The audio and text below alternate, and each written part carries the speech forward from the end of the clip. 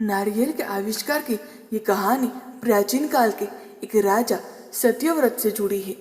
सत्यव्रत एक प्रतापी राजा थे। उनका ईश्वर में संपूर्ण विश्वास था। उनके पास बहुत कुछ था, लेकिन उनके मन की एक इच्छा थी जिसे वे किसी भी रूप में पूरा करना चाहते थे। वे चाहते थे कि वे किसी प्रकार से पृथ्वी लोक से स्वर्ग लोक जा सके। स्वर्ग लोक की सुंदरता उन्हें अपने ओर आकर्षित करती थी, किंतु वहां कैसे जाना है यह सत्यव्रत नहीं जानते थे। एक बार ऋषि विश्वामित्र तपस्या करने के लिए अपने घर से काफी दूर निकल गए थे और लंबे समय से वापस नहीं आए थे। उनकी अनुपस्थिति में क्षेत्र में सूखा पड़ गया और उनका परिवार भूखा प्यासा भटक रहा था। तब राजा सत्यव्रत ने उनके परिवार की सहायता की और उनकी देखरेख की जिम्मेदारी ली। जब ऋषि विश्वामित्र वापस लौटे तो उनके परिवार वालों ने राजा की अच्छाई बताई। वे राजा से मिलने उनके दरबार पहुंचे और उनका धन्यवाद किया। शुक्रिया के रूप में राजा ने ऋषि विश्वामित्र द्वारा उनके एक वर देने के लिए निवेदन किया। ऋषि विश्वामित्र ने भी उन्हें आज्ञा दी।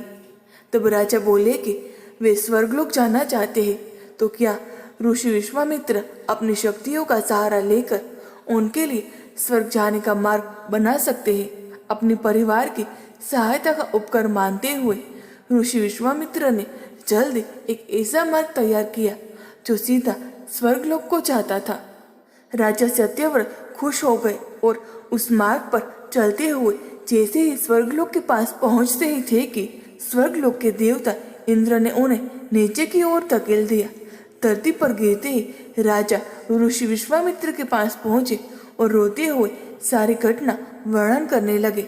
देवताओं के इस प्रकार के व्यवहार से ऋषि विश्वामित्र भी क्रोधित हो गए, परंतु अंत में स्वर्गलोक के देवताओं से वार्तालाप करके आपसी सहमत से एक हल निकाला गया।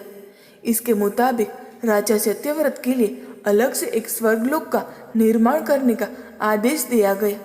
यह नया स्वर्गलोक धरती एवं असली स्वर्गलोक के मध्य में स्थित होगा, ताकि ना ही राजा को कोई परेशानी हो और ना ही देवी देवताओं को किसी कठिनाई का सामना करना पड़े।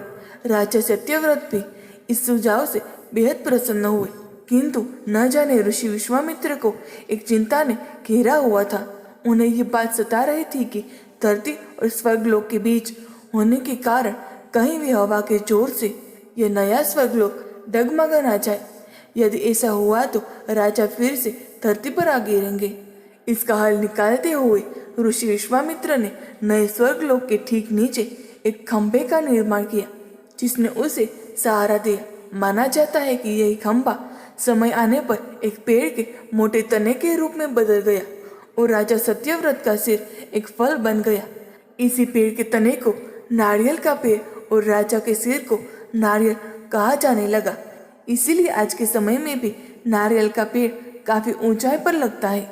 इस कथा के अनुसार राजा सत्यव्रत को समय आने पर एक ऐसे व्यक्ति की उपाधि दी गई जो ना ही इधर का है और ना ही उधर का, यानी कि एक ऐसा इंसान जो दो धरों के बीच में लटका हुआ है। दोस्तों, आपको ये पौराणिक कहानी कैसी लगी कमेंट में ज़रूर बताएं। वीडियो को लाइक करें, शेयर करें और हमारे चैनल को सब्सक्राइब करना ना भूलें। धन्यवाद।